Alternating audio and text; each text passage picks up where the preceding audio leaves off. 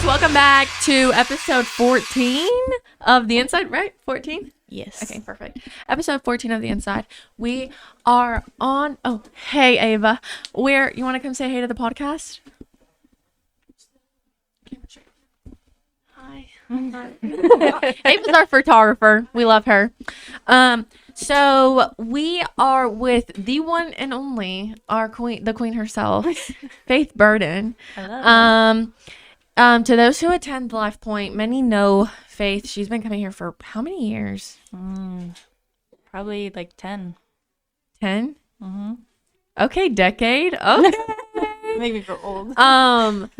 But oh yeah, let's smile. Okay.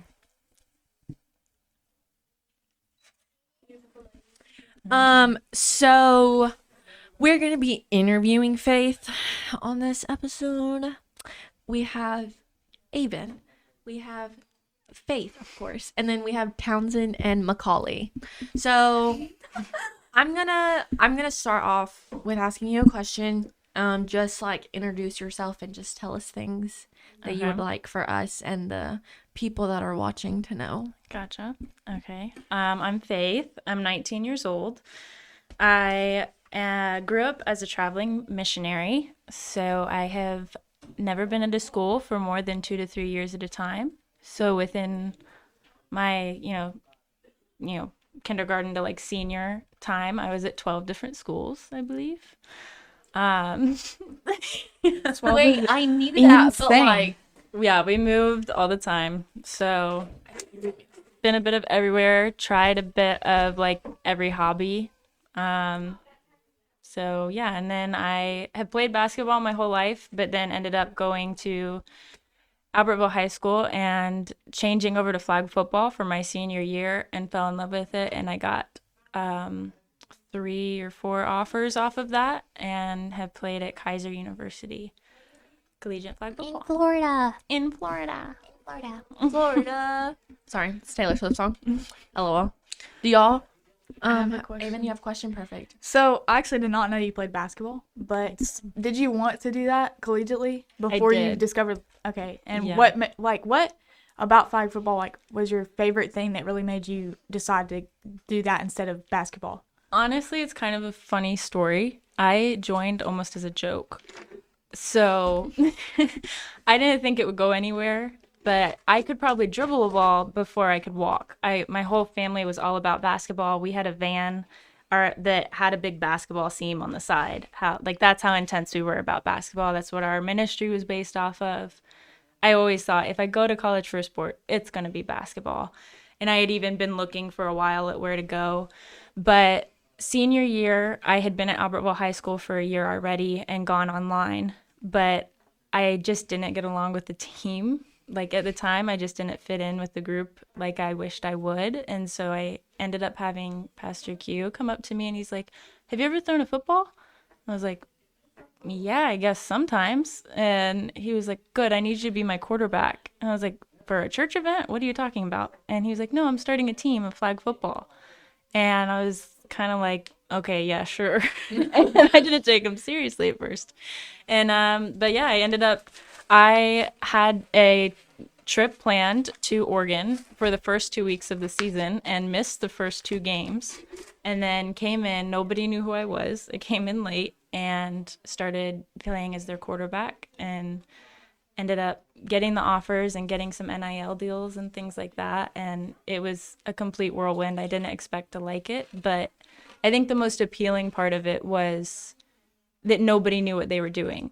So there was no cliques already. There was no "I'm better than you" and like, the dramatic competition where you can't just have fun playing a game. Yeah. There was none of that because everybody didn't know what they were doing. So if you messed up, everybody understood that feeling. Yeah. And everyone supported each other in it. And so that really is what made me stay. And honestly, just the newness of it, that I was like, who gets to say they played flag football? I didn't even know that was a thing. Yeah. And so especially when they came to me and told me you've got collegiate offers, I again thought they were joking because I was like, that's not a thing.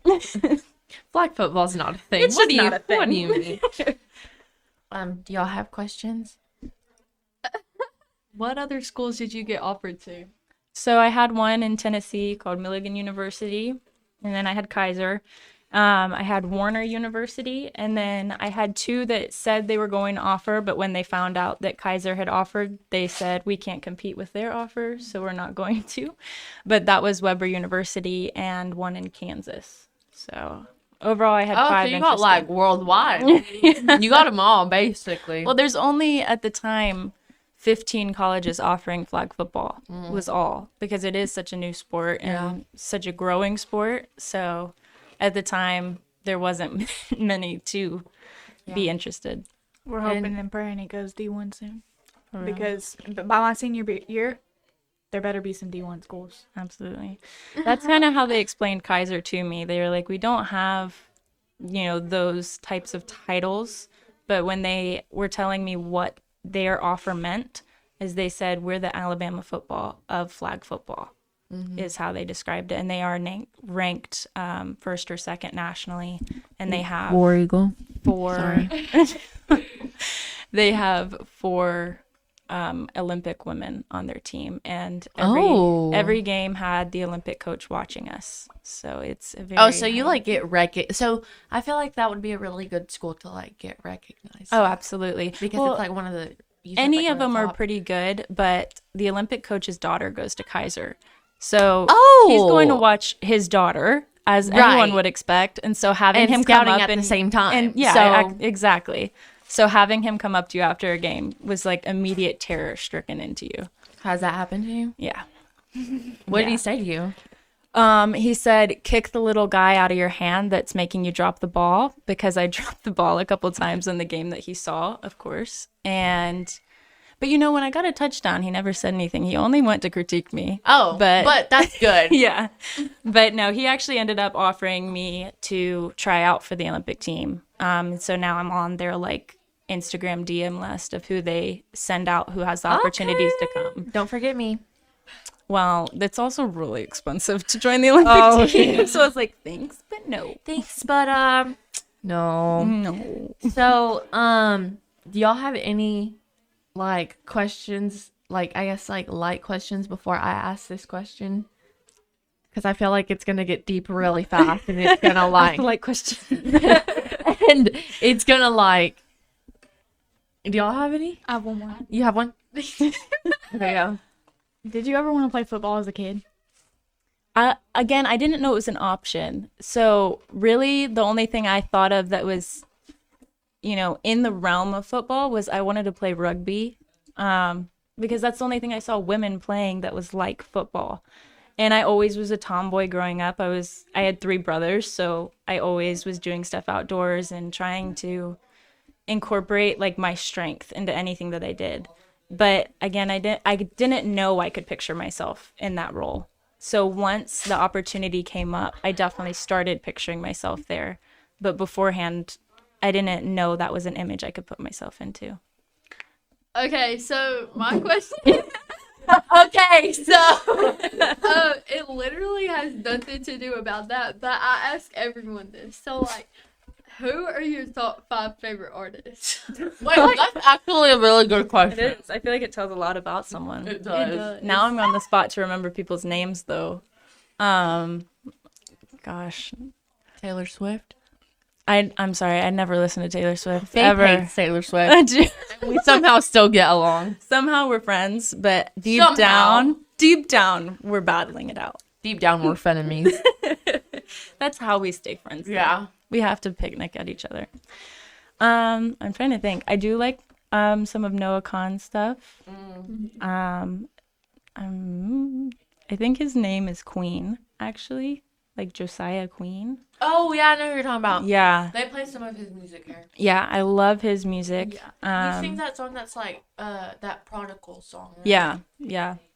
I think he sings Fishes and Loaves as well. Oh, yeah. That's I love Ren Collective. They're like I think they're from like Ireland or something. I've never heard of them. Wait, maybe I have. They're awesome. I love them. Their name sounds familiar. Trying to think. I love For King and Country. Am I at 4? I need 5. Okay. I feel like I'm gonna like get in trouble if I don't say the right names with myself. Like once I leave Right, here and think of the right. names I actually wanted to say, I'm gonna be like, oh, Oh, I should have said come that on. one. Like people aren't gonna know now. I also love James Bay. Yeah. I feel like nobody knew the names that I Well, just I said. knew some of them. Some. I love Noah Con though. Me too. Noah's really good. His songs are just like I feel like that's what you listen to when you're on a long road trip, yes, like driving through the mountains. yes. Or when I'm sad. His music's sad But oh my gosh, sometimes. does he sing "Call Your Mom"? Wait, yeah, he sings Yes. "Call Your Mom." Yeah, that's like my favorite song of his. It's so good. See, I don't even know that one. It's like, Love this. I don't know that well, I'm one not either. gonna sing, but Yeah, sing it for us. Yes, we're ready. Does anybody else have like different songs they use when they're doing different things? Like, Yes. they picture what they're doing when they hear that song. Yes, Like there's certain Yes, I see- songs I- that I'm like, oh, this is a surfing song. Like when I go to drive with my board in the back, yeah. I'm going to put this Faith song on. surfs. Yes. you look like you I'm would being surf. so for real. She surfs, and I think it is the coolest thing ever because I've never met anyone that surfs. I Me love either. it. And I love it so much. Like, y'all don't understand. I want to, I'm actually trying to get incorporated. There's a ministry called Christian Surfers Organization, and I went and surfed with them down in Daytona. Awesome. They have like a devotion on the beach, and then everybody brings every board they have and throws it out on the beach, and you all switch boards and just go out surfing together. Faith, It's awesome. you are actually the coolest person I've ever met. Oh my gosh, Adrian, I thought you were saying serve. I Like surf. Faith, oh, like I serve. serve. like she's literally serving. No, she surfs, and she, oh my gosh. Hold on. Let me tell y'all the one thing. A moment of silence. Faith gets so dark. It's so unfair. y'all do not understand. Like, she's literally the color of this color. I'm being dead serious. In the summer, she gets so dark. And I don't understand. Yeah. I don't like it. I always say it's my great-grandparents or great-great, whatever it was, on both sides are full-blood American Indian. So that's my excuse, but I don't know because my brother took one of those like ancestry tests or whatever it is, and it showed none. So Oh, so maybe you're adopted. maybe Who knows? You'll never know. nobody would know. I thought the camera was on me. I was about to Have say. y'all ever done ASMR in these? Yeah, but like not all on. Wow, I just had a stroke. But like not like on the podcast. Y'all need to do one dedicated to ASMR and like do. And we a can only mukbang whisper. to mukbang. We can only whisper. Just come in and do eat a a bunch Taco of Bell. stuff. And just right have a in the mukbang. So, Faith, I have a question. Or really, it's like a.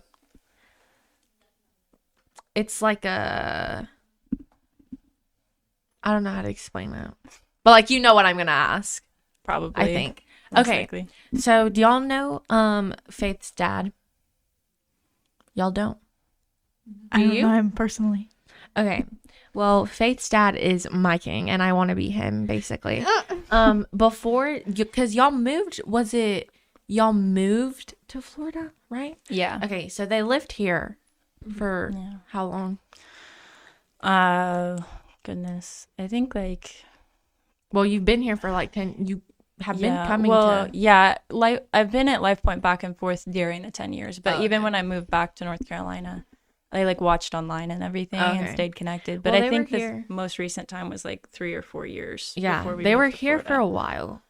And then that's how I met Faith, because how did I even meet? I think it was just me coming to youth. Yeah, I was one of the interns at Lifepoint. Oh, yeah, and so that's I what it worked the was. youth That's what it was. Nights. And so basically, Faith was my therapist through thick and thin.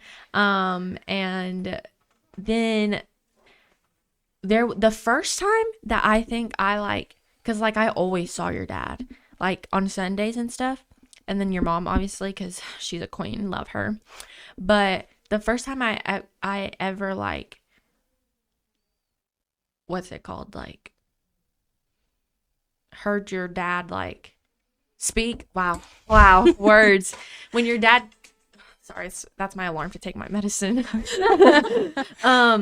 Whenever your dad preached for the youth, like the very last time, I don't know when it was, but that was like the first and the last time that I had ever like heard him say or speak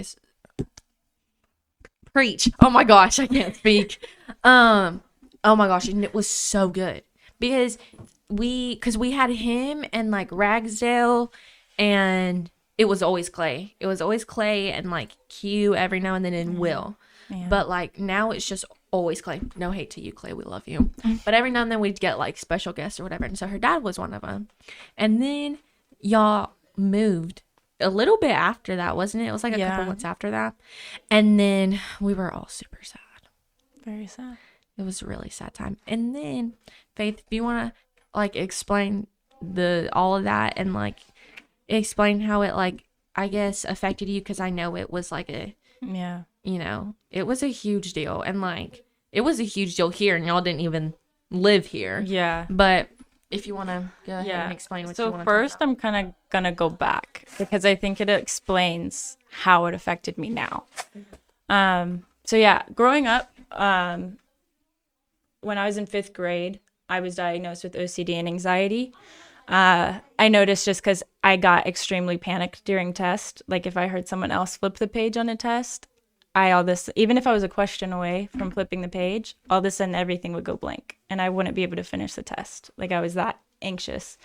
So I went to the doctor and I talked to him about it, and they're like, you've got OCD and anxiety most likely. And so I was already dealing with figuring that out and figuring out how to get through that. And ended up that when I was 10, just getting out of 5th grade, my dad was diagnosed with cancer. And right before he had been diagnosed with cancer, my grandmother was, and she had just died of it. So in my 10-year-old mind, the only person I knew with cancer was my grandma, and she was a tough woman, a very sassy woman, that I was like, if anyone can beat cancer, it would have been her, and she didn't. So cancer equaled death in my mind. So that's what I prepared myself for.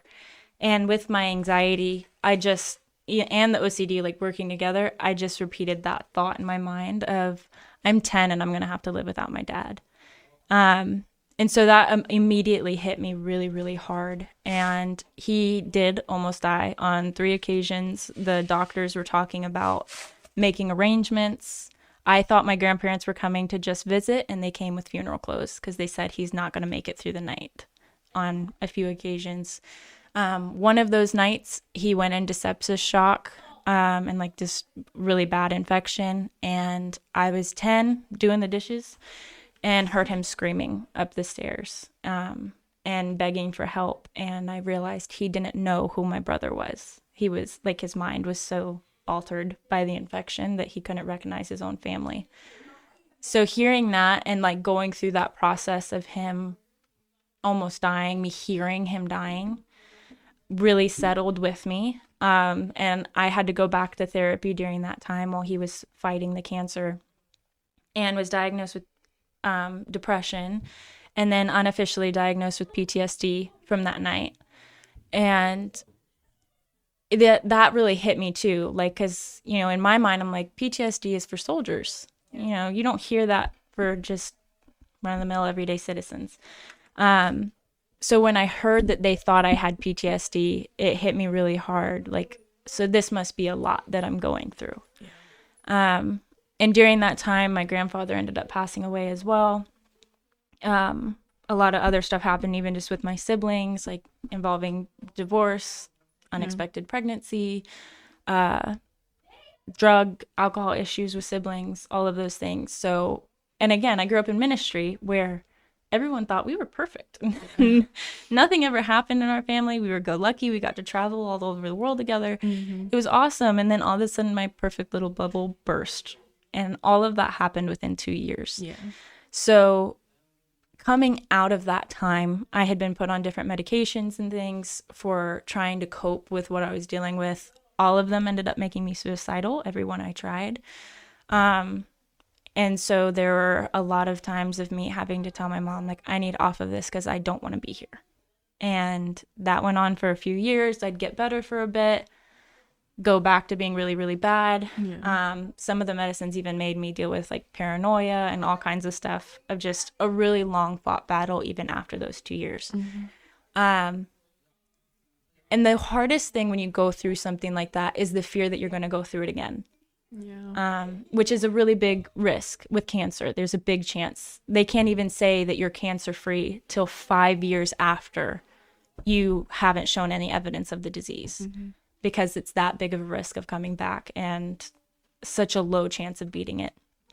So when I finally had felt like I had gotten through a lot of the worst of my mental illness, obviously, like I still deal with it to this day. But when I felt like I had more of a grip on it, I finally felt like I could take a breath, like, oh, our family's not fighting for our lives right now. We're doing okay. Like, I'm in a sport I love. I just got a collegiate offer. I've got NIL deals. I have family that's supporting me. Like, my family members are okay. Everyone's healthy. And I finally was like to settle into that thought. Because even the thought of going away for college, I'm like, but what if something happens? Because again, I'm stuck in that like fight or flight. So that was what was the hardest part of even transitioning to Kaiser, was that fear.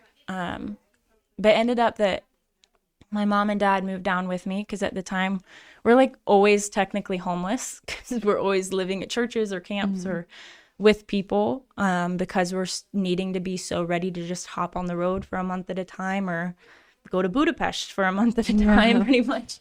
So it was really easy for them to make that transition anyway. And we were working with a church up there, so they offered them a place. And again, during that time, you know, collegiate athletics is not all that it's always talked up to be. So there was things that went on, but nothing as severe as what I had gone through when I was 10 to 12. But we ended up going to nationals at Kaiser, which was in Georgia at the Mercedes-Benz Stadium. My dad and mom drove down to watch me play. Everything was going great. We came in second in nationals. Awesome experience. I have a picture hugging my dad on the field right after the game. Like, he was perfectly fine. And then the night that we got back, I was doing an assignment for college, where I had to ask him questions about nutrition and physical health and all that. And I used to be a lifeguard, so I've always been taught how to recognize a stroke. And he started to exhibit every sign of a stroke in the middle of talking to me. So his face started to droop. His like eyes were like, one was open, one wasn't. He started slurring his words and like leaning over.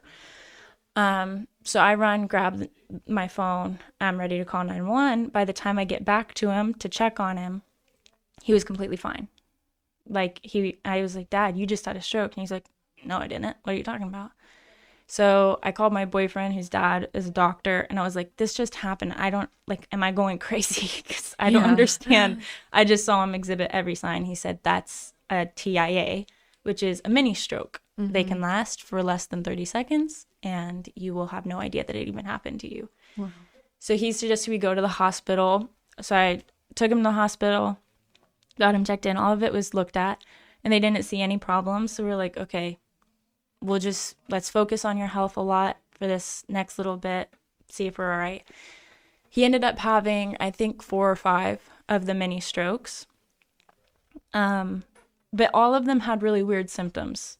And one night he came home. Oh, well, all the mini strokes were before my nationals game. So the night that we came home from the game, or 2 nights after it, he all of a sudden was like, I have really bad stomach pain, and I've got a headache, and I don't feel right.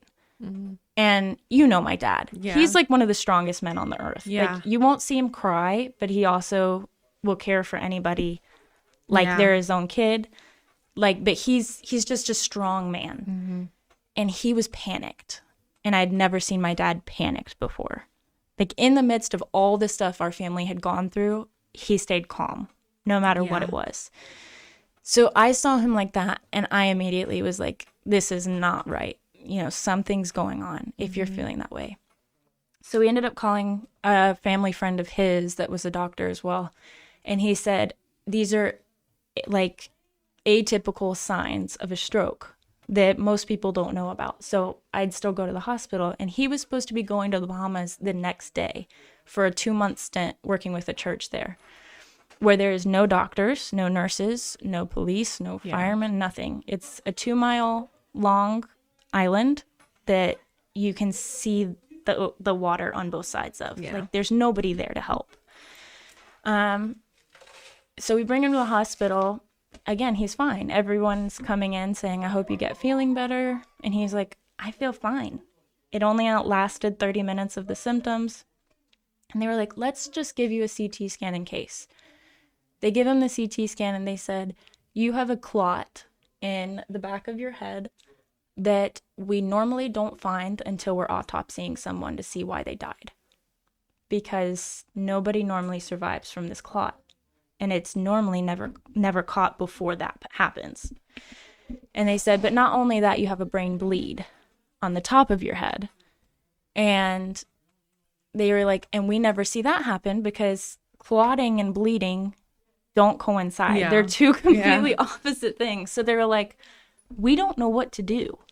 Everything you're doing is rare. Like, we never deal with this. You know, and again, it's like, oh, thanks. That's really comforting to hear.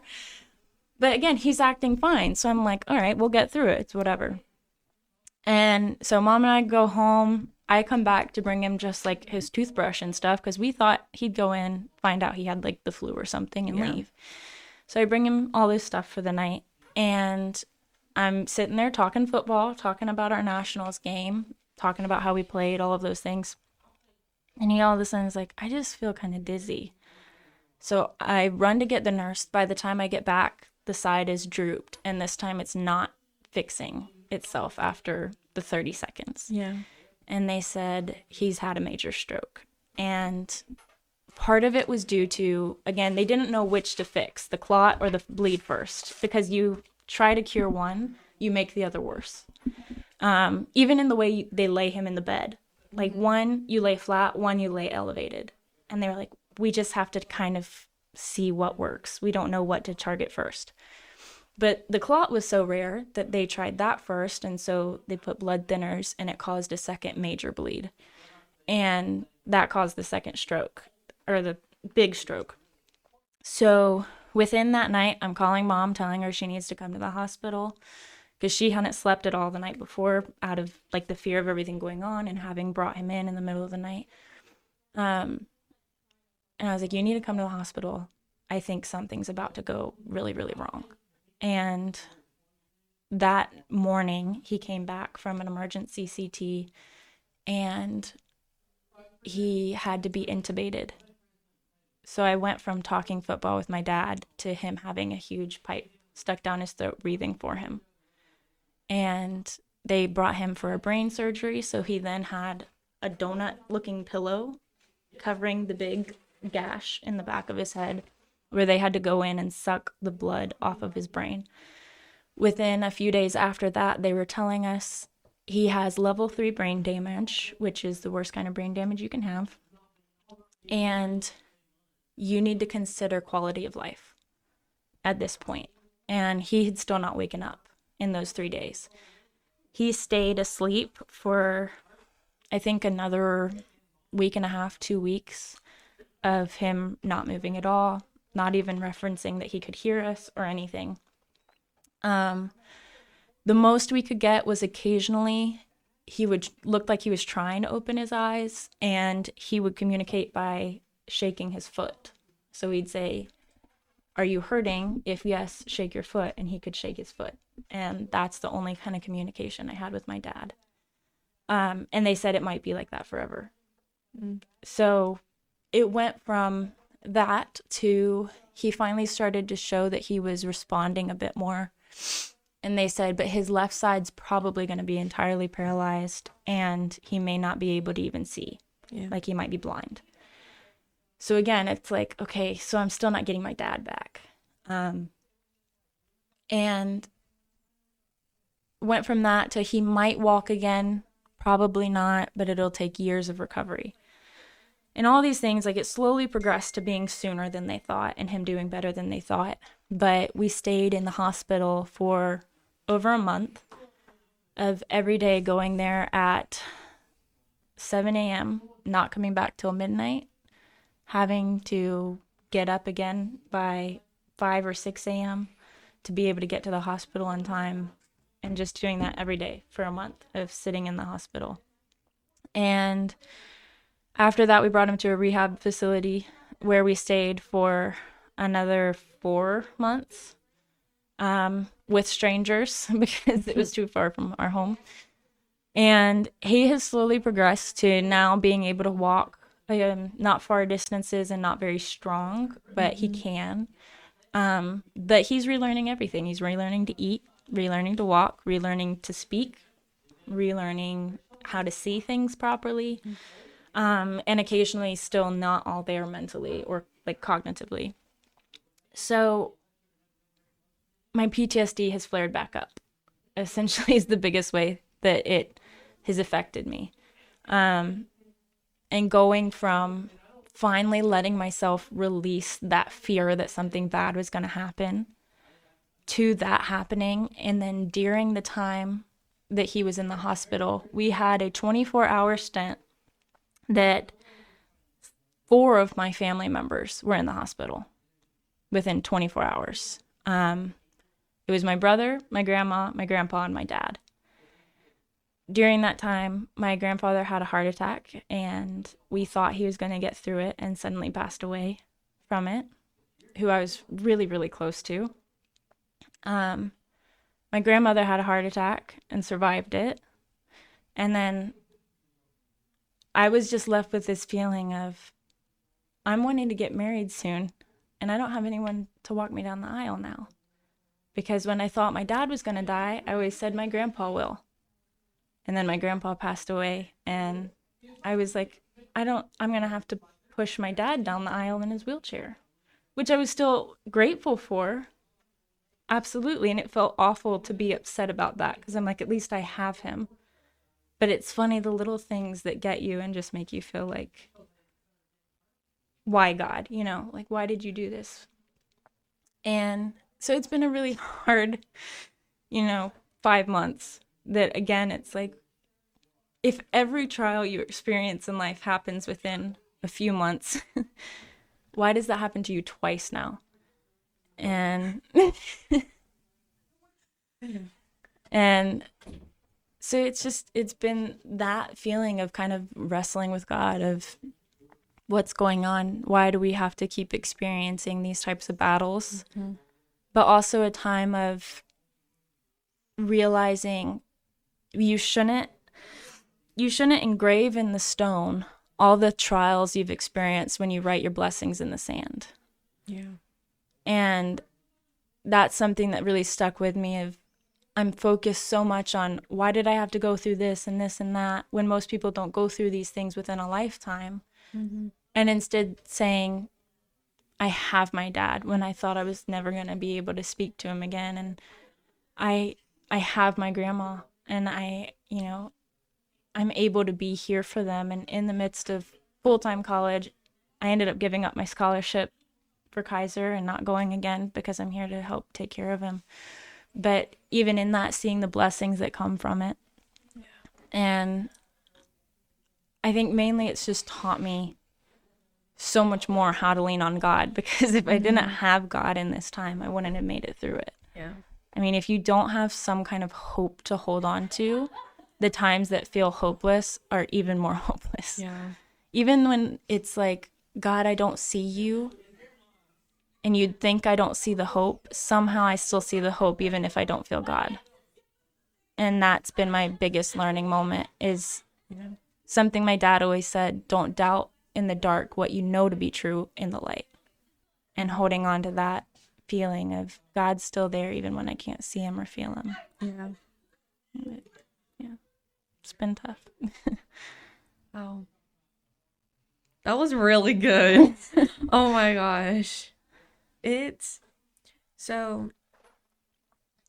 like insane how, like, these past 5 months, are literally like it was such a hard time for you, but it's like, but also like for other people, including myself, like it's such a eye-opening experience. And it's like such a, what's the word I'm looking for? It's such a like, almost like humbling, but yeah, like, but like it makes me feel grateful. that it's like very eye-opening that like it was hard for like Lifepoint. Like obviously it was so hard for y'all to go through that, 100%.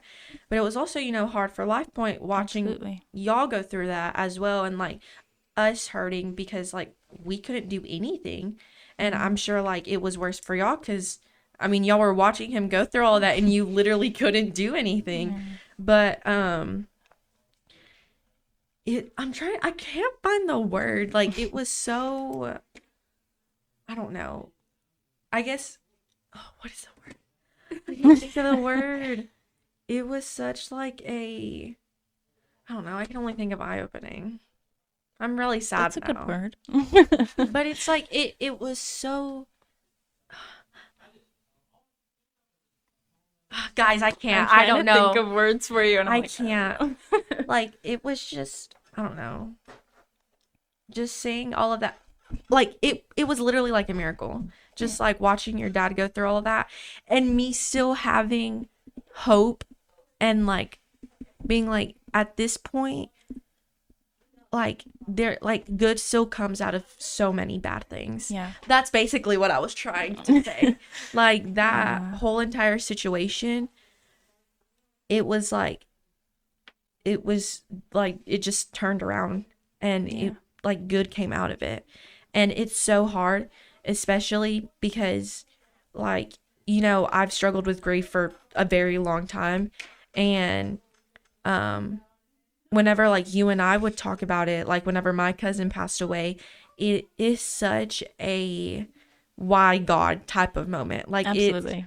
And I was talking to one of my friends the other day, and one of they had like lost a family member, and they were like, I want to have a relationship with God, but I can't because like I don't understand why. I don't understand why this is happening to me, because if he wouldn't have died, then like I wouldn't have felt this way, this wouldn't have happened. And I was telling them like good comes out of absolutely everything. And it's so hard to see that when you're in such a bad place, or when you're in such a dark and when you're in such a dark place, and so many like it's like considered such a bad thing, and like obviously losing a loved one, like that is not fun to go through. It's a really hard thing to go through.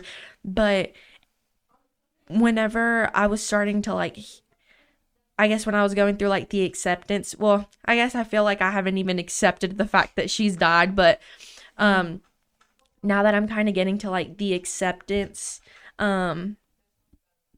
what's it called? Stage. The acceptance stage of grief. I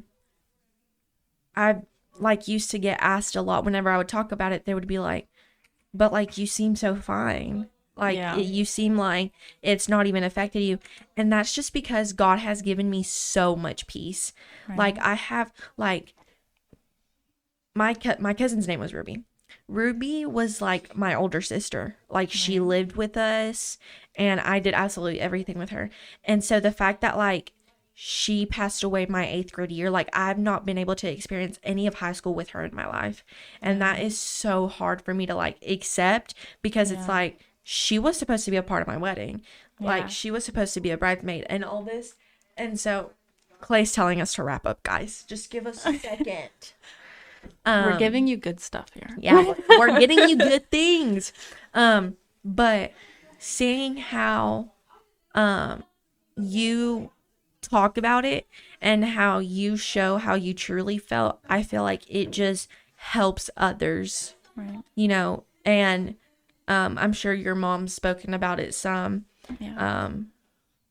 I just know that like y'all talking about it helps others feel like, oh, they're not alone. Like it's okay to feel that way. Well, that's my thing, is whether I was going through points of my life that I was, you know, more suicidal tendencies, or dealing with, you know, illness or death or whatever it may be.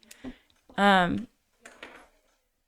like my mind was like, if I stay quiet about it, it doesn't do anybody good. Yeah. If I speak up about it and it might help someone else, it makes it feel like maybe this was worth going through because it helped someone else or it changed a life or whatever it may be. Especially with my mental illness, like being able to speak up about it and realize that it brought me closer to people and brought them closer to being able to talk to me. Like it was like, maybe that's why God allowed this to happen, is that now I can use it as an instrument of, ministry for people. That's the word I was like, that's what I was trying to like get to. But it's so hard I always forget to switch the camera. But like, I feel like it's just so hard for people to think that like good comes out of bad things, because like whenever someone's going through something bad, like their whole world revolves around that thing. I mean, at least that's how I am. Like, especially with like anxiety, and like now that I'm like diagnosed for that, medicated for it. Wow.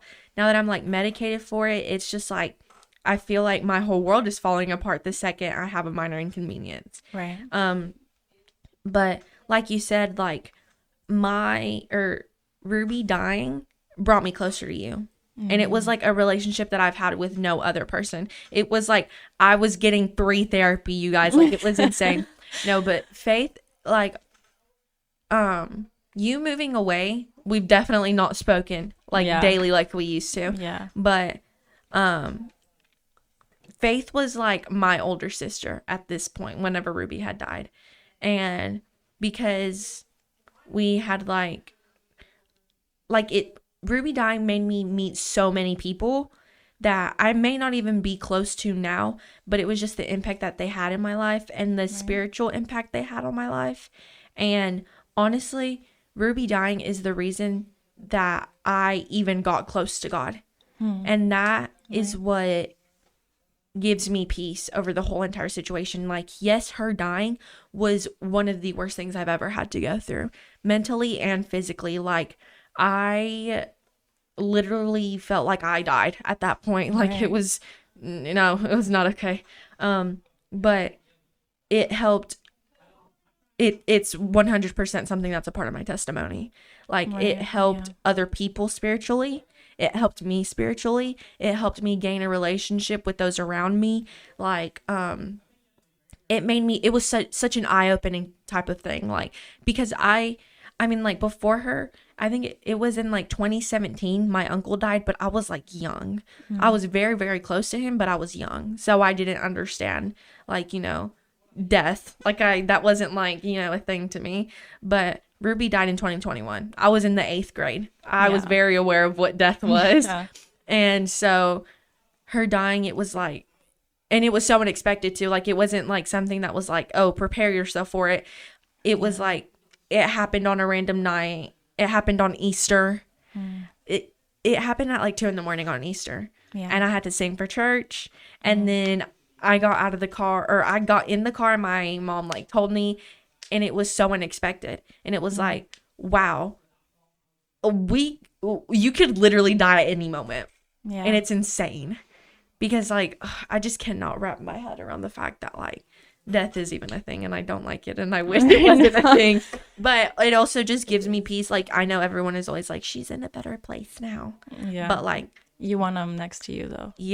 But I also just have so much peace knowing that she is up in heaven and she's where she wants to be. Well, that's with my grandpa. Like, it was such a pain to lose him, but I also knew how much he was so in love with the Lord that I'm like, he must be so happy right now. And there's a part of me that almost wanted to be angry. Like, I bet you're happy you're in heaven right now while I'm over here crying.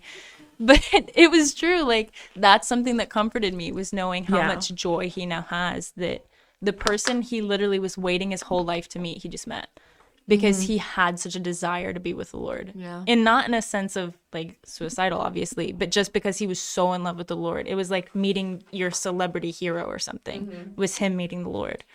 But it is funny how those moments are the things that really define your faith. Like it can make or break your faith. Yeah. And at times it challenged breaking my faith because of the questions it creates. Yeah. But it's something that so much so forces your faith to finally be personal. It's not just your mom and dad drug you to church or, of course I'm a Christian. It's like, no, I need to know the Lord right now. Yeah. Otherwise, I don't know how to get through this thing. Mm-hmm. And it forces that personal aspect of your faith to Yeah. be evident. Yeah, God is definitely like the only thing that helps me get through that. Yeah. And I'm sure that is the only thing that helped y'all get through the whole situation Absolutely. with your dad, like 100%. And y'all made it clear that that's what it was. And I think that like just helped so many other people. Well, even seeing in the hospital, like how many people all of a sudden wanted to know about the Lord. Yeah. Because we are in there with worship music playing or playing the Bible app, having it read Yeah. scripture, writing scripture on the wall Yeah. in the hospital. Like it became a ministry. And that was, again, the only thing that got us through is saying, no matter what the outcome of this is, we need to know that there was a purpose for it and that Right. that purpose was for the Lord. Yeah. Because that's the legacy that actually lasts. Yeah. And that's what my dad would want. Yeah. 100%. Yeah. Do y'all have anything to say to Faith before I wrap this up? Because Clay's going to yell at me. He's going to beat the door Yeah, he down. probably Amen. will. Amen. Yeah. That's all I have to say. You didn't have to turn the camera to me, but Sorry. Macaulay? Oh, I thought you were going to say something. No, I was just looking. Townsend? You don't have anything to say? Faith, would you like to say anything before we go to the second table? Thanks for having me. It's honestly like, it's nice to talk about it because Yeah. so much of my life is surrounded by it right now that I know everyone's feeling it, but nobody really talks about it.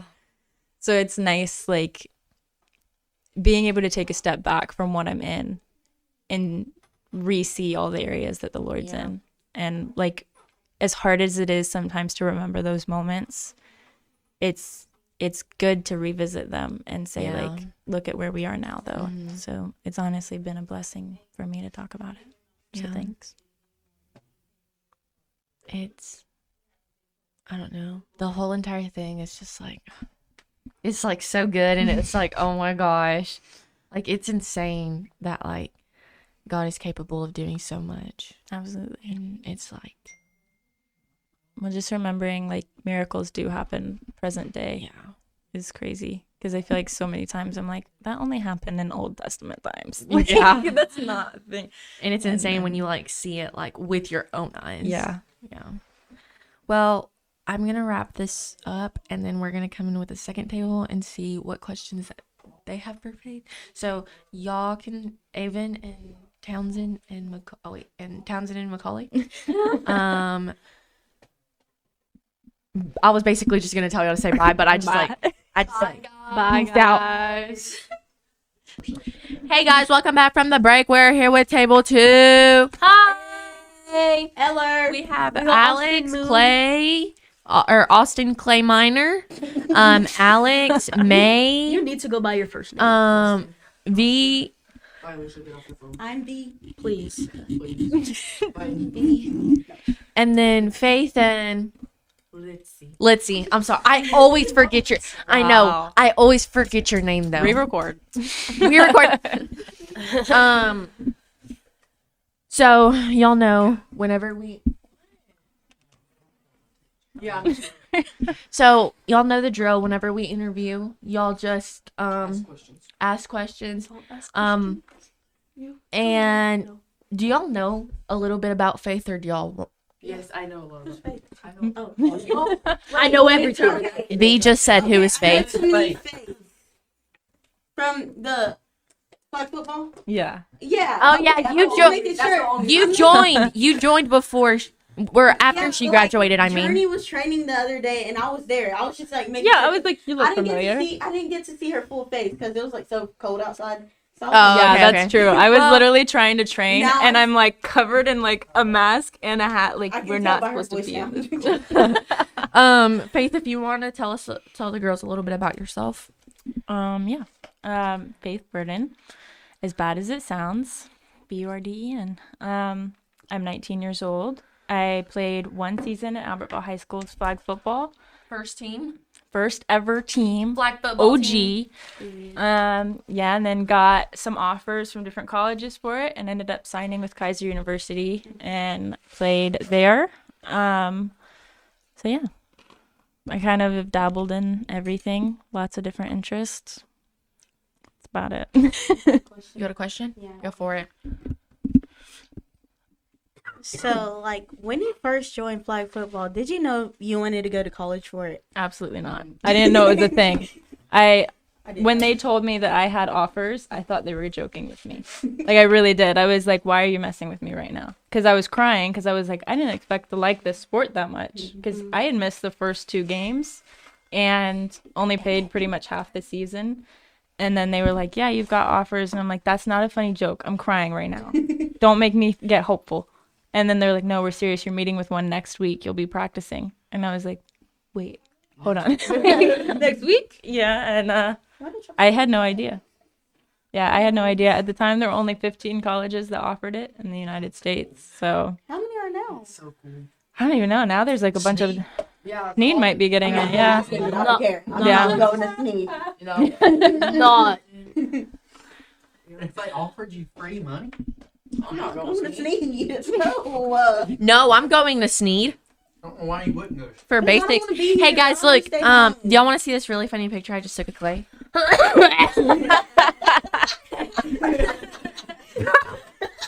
Put that on the cover. That's a great candid moment, Clay. Not the zoom in, bro.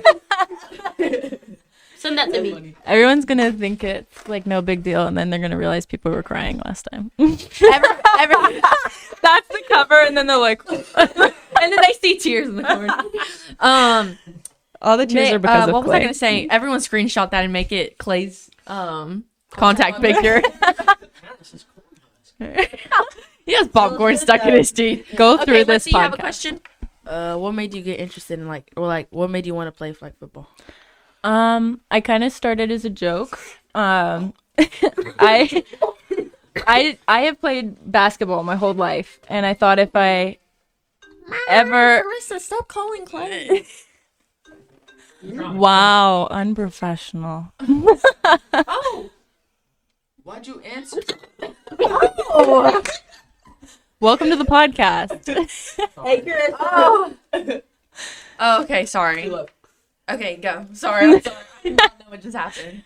But yeah, I always thought if I went to college, it would be because of basketball. And ended up, I just was on a team that I didn't really get along with. And I was like, you know what? I'm just not going to go to college. I'll just figure out something else. And Pastor Q came to me and he was like, have you ever thrown a football around? And that's nice. And and I was like, yeah, I mean, like with my brother's son when I was younger, he's like, good, because I need you to be my quarterback. And I was like, for the church? Like, is this a church league? No question, just Straight up. Yeah, I need no, you to he be didn't my say, do you want to be? He was like, I need you to be the quarterback. And I was like, no. I really did. Like, and then he was like, no, for the school. And I was like, is this, like, what are you talking, like an event? Like, what event are you putting on? Yeah, I really thought that because I was just like, that's not a sport you play at school, like basketball or soccer or whatever. Yeah. And so ended up, I missed the first 2 games, missed like the first half of the practices, and came in and the first game they hadn't scored yet, so I was able to get like the first touchdown, first passing touchdown, all those things, and all of a sudden people started going really crazy about it, and I was like, I threw the ball? I don't know. I threw it and I ran with it, and but because it was so new, it all of a sudden opened up all those opportunities, opened up NIL deals and all kinds of stuff, and I still wasn't sure if I wanted to do it because I was so new to it. But by the end, we lost in the playoffs, and I was crying. Yeah, You did not tell us that. yeah. We went to the playoffs. Yeah, she was on this. But yeah, so we went to the playoffs the first year, lost the game by a really bad call. And First thing, right. yeah, for real. But again, even to the refs, they were like, we don't know how to ref this game because we've never done this before. So you kind of had to have sympathy for it. But ended up, they were like, yeah, you're practicing next week with the college. And I just was like, I guess so. I don't know. Why not take the opportunity? It's free college. So how many offers did you have? I had 3 official and 2 unofficial, so like 5 in total. Why did you pick the one that you're at right now? I was really broke. Yeah. Real. No, I actually was going to choose that. The one I went with was my last option at first. It was the one I did not want to go to. The only reason I wanted to go was because it was near the beach and I wanted to surf. Oh yeah, Faith surfs and I brag about it all the time. That's what I was like a surfer. I brag about it all the time. Oh wait, hold on. Show your rings. So cute. Yeah, I think the rings really. I brag about it. Sunshine and waves. It's the outfit for me. Girl, it's the hair. Thank you. Everything. The palm It's just tree. everything. Real. The style. I always brag about how I know a surfer because I really want to surf one day and Real. I'll bring Teach you. me. I can't basically. I'll bring you. I'll still bring her. Oh wait, did you know that I tore my ACL? Yeah. Oh okay. Yeah. She was ready to tell that whole story. She's like, No, I wasn't. But like, No, I don't. okay, let me tell you. I'm just kidding. No, I've literally not seen or spoken to Faith in like forever. Like has we've been not a really- sat down and had a conversation. This is the in, like, longest a long conversation time. we've had in But few years. yeah, Faith surfs and it's super cool, and she gets she gets so dark in the summer, and I'm really sad talking about it. Okay, Alex, you had a question.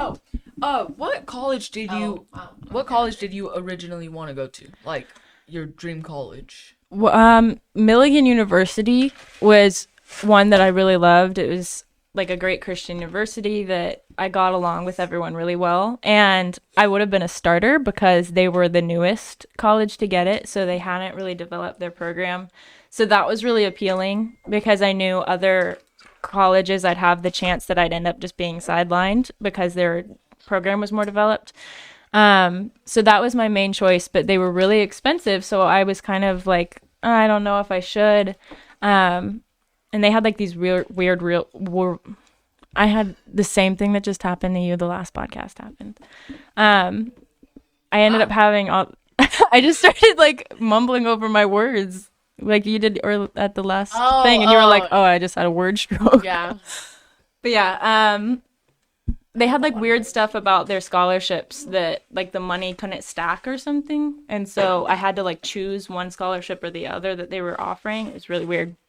But right as I was about to tell them I'm still going to do it, they canceled their program because 3 of their starters got ACL tears. Another one like broke her arm or something. I know a little something about that.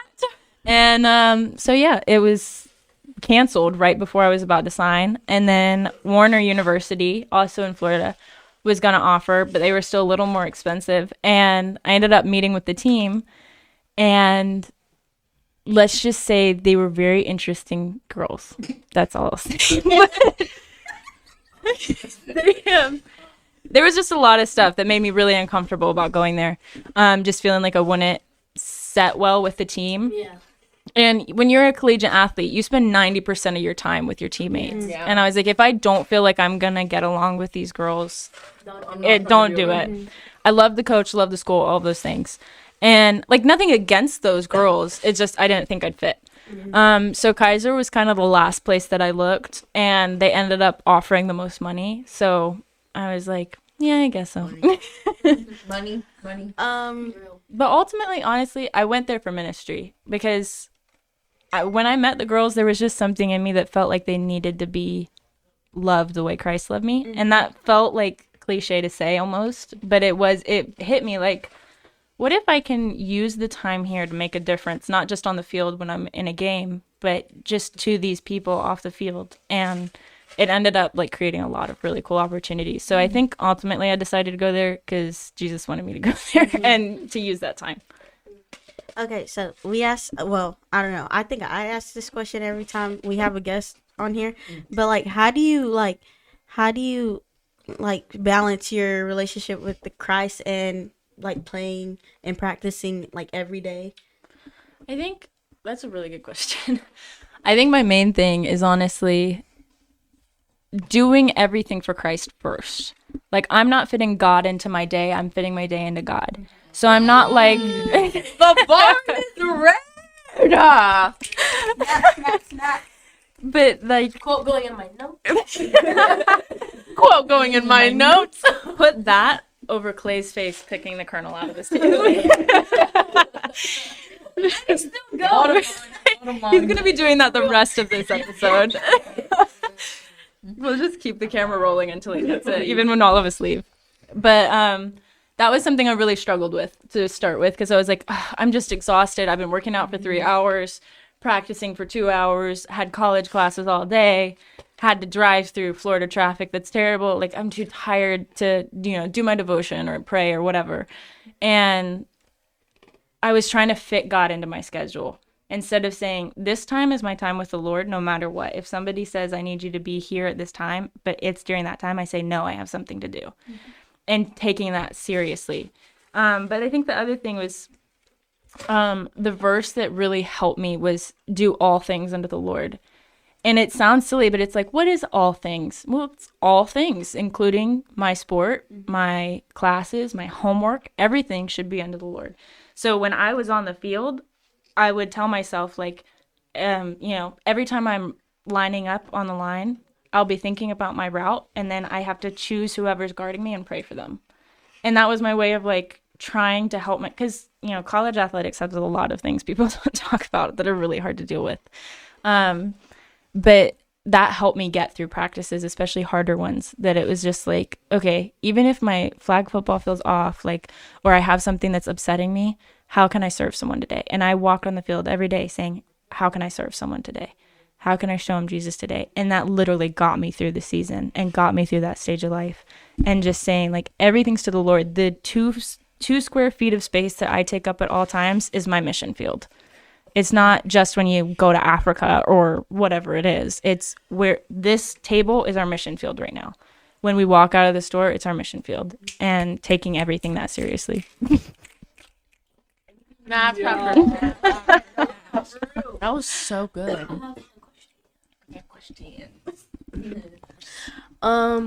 Like if you could look at your life before you're like here right now, is there anything you would do differently? Like, not to say if you have any regrets, but like, is there anything you would change? I would say yes and no, because there's so much that if I changed, I don't know where I would be today. And obviously that's something only the Lord would know. So I'm like, I don't want to mess anything up, if I actually had the power to do that. But I would say there's a lot I would change. A lot of it I would change if I could go back and tell myself, you're going to get through it. Because a lot of those days that I wanted to challenge myself, to go in and say, who can I serve? I had the worst attitude. And because, somebody had said something rude on the field, or they yanked me off the field in a way that I thought was unfair, or whatever it is, I'd suddenly be like, well, I know how I could treat them, and I wouldn't want to actually treat them with love. And I struggle with that. Yeah, well, that was my main thing, is I'm like, I should just treat them how they treat me, because treat others how you want to be treated, fine. Fine. I'll wake up, do. and I'll pray. I'll be like, Jesus, thank you for this day. I pray that everybody has a good day, and that I can go in and like share your words somehow. And then somebody would be like, what's up with you today? And I'm like, what's up with you? I'll show you. It messes up my whole day, and then Yeah. I don't even want to serve no more. Yeah. People have a way of doing it. It's like, I was trying to love you like Jesus, and you did this. And now you just make me want. You turn it instead of That's how instead of the loving Jesus, you're the flipping tables Jesus. That lunch table in the morning. Somebody makes her whole day is ruined. Mary gets mad. She walked into the table. No, like one day I walked in, right, and it was a good day, and then I prayed. I was like, God, thank you for this day. I pray that everybody has a good day and I can serve you in somehow. And so I walk in, I sit down, and they're like, oh, hey, Vilisha, because everybody confuses us. And I said, I'm not Vilisha. So better for the rest of the day. And then, like, when the girl was walking away, I was like, so mad the rest of the day. Yeah. I don't know why, but it just I set me totally off. get that feeling. That was a lot of You did not describe it. He just yanks it out. No, I totally get that feeling because a lot of my time there, again, I felt like the Lord led me to being there. And when I wanted to see something like spiritually moving or happening, I was like, what am I even doing here? I want to be at Milligan. I want to be at Warner. Like, I should have gone there. Like, why did you make me come here? Yeah. And I would get like irritated with the Lord because I'm like, I don't understand why you're putting me through this place and putting me through all this stuff. Even though it was like I was putting that blame on God in a way when I shouldn't have. It was like, he has me here for a reason. He's allowed this for a reason. And if I could go back and see, now that I'm out of it, see the things that came from my time there, I'm like, hey, that was really worth it because guess what happened? And like, if you could, like, more than changing it, just going back and telling myself something to give me the courage to keep getting through it was my main thing, and like keeping a good attitude to get through it. That would be my thing. One thing that really changed my perspective for like of seeing things is that like my mom said this to me once, and ASMR. and, no, and she was like, okay, and she was like, no, Christ-like love, people. she was like, no, you won't Okay, forget. no, She said, God puts you through things that like he knows you can go through. So if he puts you through something difficult, it's because he knows that like you can do it. Yeah. Yeah. Well, I So think that kind of yeah. changed my perspective of things, and I'm like, okay, well, like I can do this because he said this for a reason. Well, I think something that really hit me is somebody said, you know how you hear that God only allows you to go through things he knows you can get through. Somebody said, I don't know that that's true. And I was like, come on, that's the only thing getting me through this right now. Don't question it. Don't set me off. But they said he'll put you through things that you can't get through, so you realize you have to depend on him to get through it. Because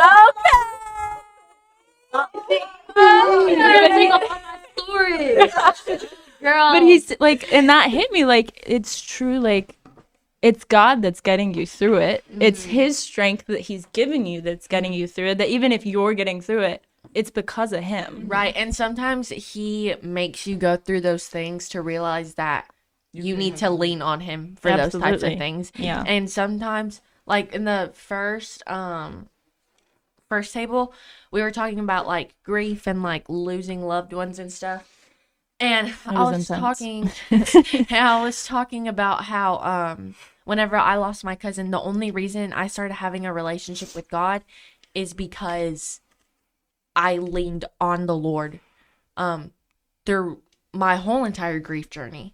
Like, the only reason I got close to God and met people that helped me spiritually and helped me grow spiritually is because I lost my cousin. And then I was also telling the first table is like, I'm not crying, I swear. It's like Sure. I tears starts going. It's like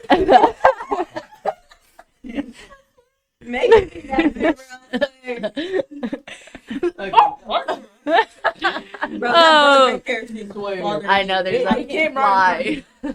What was that? Oh, is that good thing? I mean, good thing. Yeah, good things come out of absolutely anything.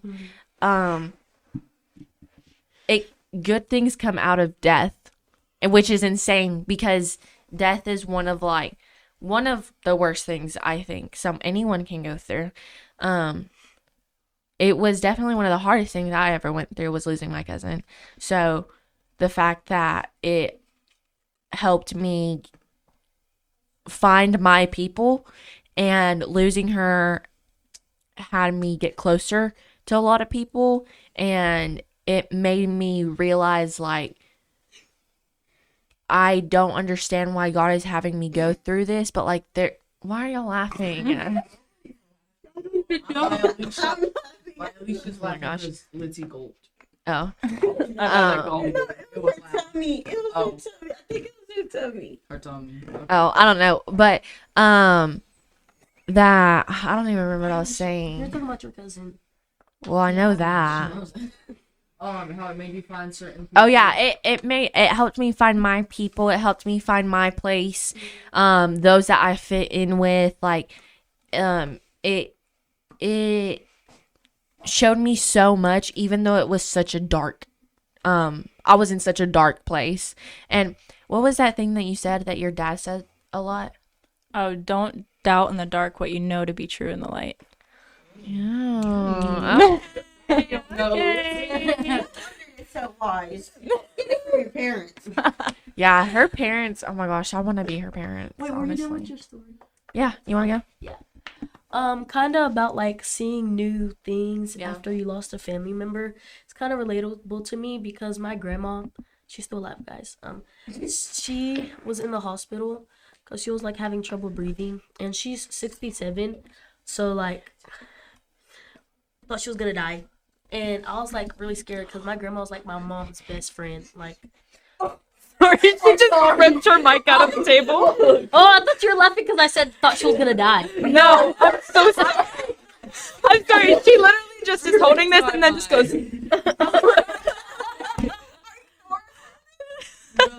She just looks at it like. So I thought like I was just scared because that's like my mom's best friend, and they talk like 30 times a day. Like every time you're like, "Hey, who are you talking to?" My mom. And then 2 seconds later, "Hey, who are you talking to?" My mom. And it's like, oh, and they're like best friends. And so I made a promise to God. I was like praying, and I was like, God, please, like, let my grandma get through this. Because when I was younger, me and my grandma used to be really close. Like, she's one of those grandmas that will like defend you for anything when your mom says no. And she was like, she's like that to me, and she used to be my best friend. But we don't talk that much anymore because, like, deep down, I feel like I'm getting too old to talk to her. You know, like in my mind, that's what's like kind of Like it's such a huge age gap. yeah, and so that's kind of like holding me back. And it's not like I don't want to talk to her. Of course I want to talk to her, but it's like feels like I have no time anymore, you know? Yeah. Like school and just like all my stress and all that. And I was like, hey, I was just praying to God, and I was like, please let her get through this. Like, you know, I'll talk to her more if she gets through this. And she's doing better now, and she's out of the ICU, and they're just waiting to give her like this machine to help her breathing, and then she can go home. I'm just thankful for that. And my mom went down there to see her because she's in Florida, and I just miss my mom, and I hope like she comes back safe and sound. Absolutely. You're not. Do y'all have this second table has to be short because we took forever. Yeah, I know. Okay. We had the best conversation with Clay. We did. But so do y'all like have any questions to ask Faith? Just a couple more and then I have to wrap. Okay, I have to think about this whole podcast. How many games have y'all won? How many games? Yeah. We lost only one. And then I don't know, a lot. We lost one that was actually in our conference, and then we lost one that was not like officially in our conference. But within our conference, we lost one, and then we lost it the last thing of nationals. Yeah, we were ranked second nationally. Wait, so how many years are you gonna do in college? Well, my dad ended up having a stroke, and so I've turned down going back to Kaiser, so that I could be here to help take care of him. But I just got a text from the coach at Warner again yesterday, and he was like, by the way, if you ever want to come back to flag football, I'll take you back in a second. I was like, okay. Where are they? Florida, like more Tampa area, I think, something like that. I actually grew Wait. up in Pampa. West Palm Beach, and I saw you. That's have where one, Kaiser is. Yeah, I saw Yeah. you have one of those sweaters. I was like, wait, I grew up there. Yeah, no, that's where I live. That's where Kaiser is. He's closer to Messi than us. I grew up in Boynton. Bro, You know what that I'm is? sorry, but Yeah. Boynton? Yeah. Yeah. That's where my cousins live. that's Boynton. literally my home place. Boynton Beach Inlet has the best waves, right on the left of the Yes, I inlet. love it over there. That's literally my home place. I love my going back favorite. there. It's so beautiful. I love Florida so much. Sorry, West not the Palm best. Beach, Del Rey.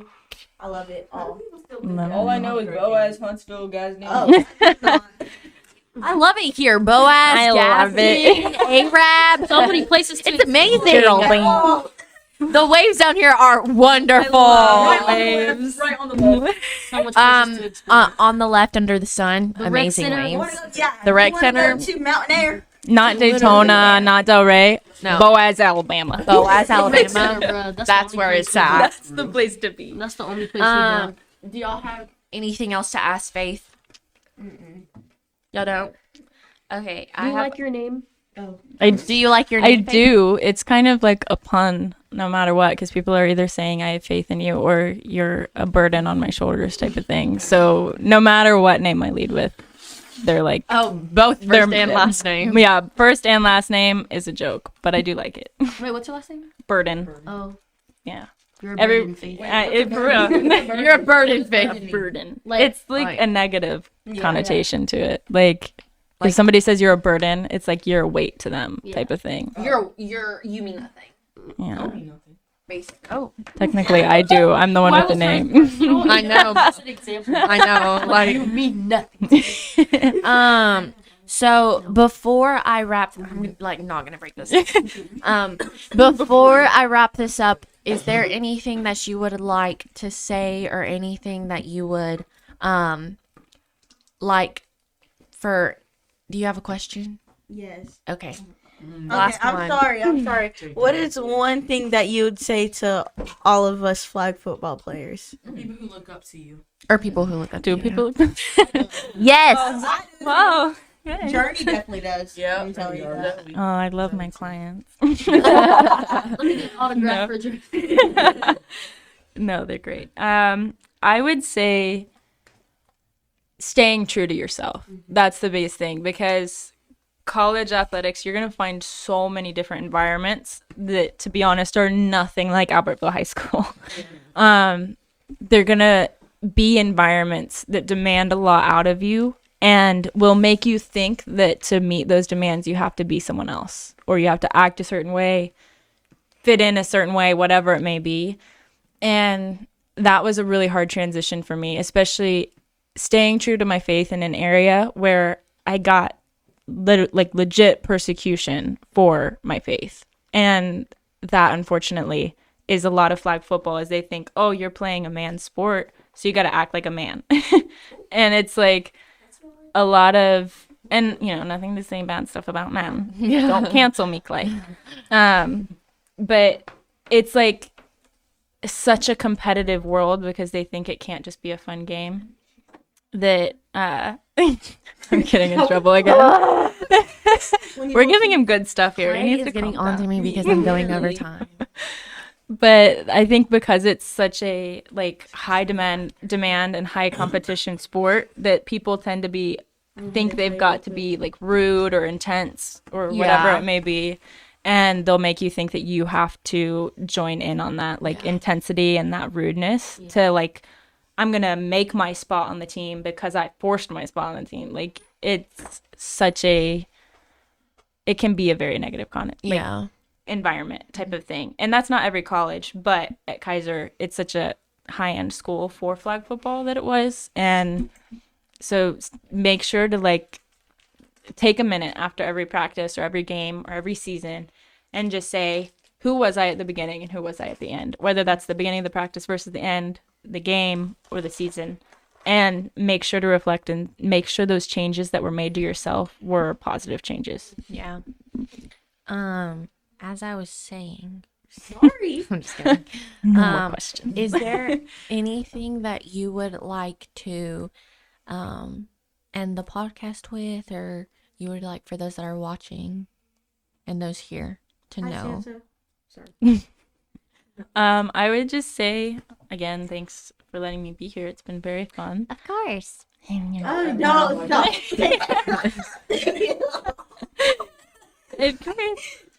I should have come in here with an accent the whole time. And just... Hi guys, thanks for having me. I kept it up the whole time, make them think The whole legit. time. I'd just say again, whether it's flag football or literally anything in life, look at who the Lord is trying to make you to be, who He designed you to be, and let him be who like dictates those changes, and Yeah. not let anybody else do that, because it's one of the hardest things. And I know a lot of people say that, like, stay true to yourself, but it's literally one of the hardest things when somebody you want to be close to only is close to people that are not like you. It's easy to be like, well, I'll be like them so they like me, or whatever it is. And that's the hardest thing. Crazy. This is actually I'm crazy. sorry. We were having that conversation with Clay. And it was Really? about friends, and it was like so close to what you just said. That's funny. Oh my god! Can anyone? You can't see Clay. Oh my gosh! I wish you could. In the podcast. Well, we're ending, and Girls just want to have fun. we're ending it, and then you just interrupted us. Now we have to start all Okay, guys, I apologize for having to end on a cliffhanger. Apparently, You'll never know the wisdom. You'll never know the wisdom that Faith was going to share. Clay Minor. That Faith was going to share. You'll never know. But thank you guys so much for joining. Thank you, Faith, for allowing us to have you. Everyone say bye. Everyone dab. Don't forget our dad. We all dab. We dab at the end. Dab. Okay, and at the end, we all say we love you and there's nothing you can do about it. We love you And there's nothing you can do about it.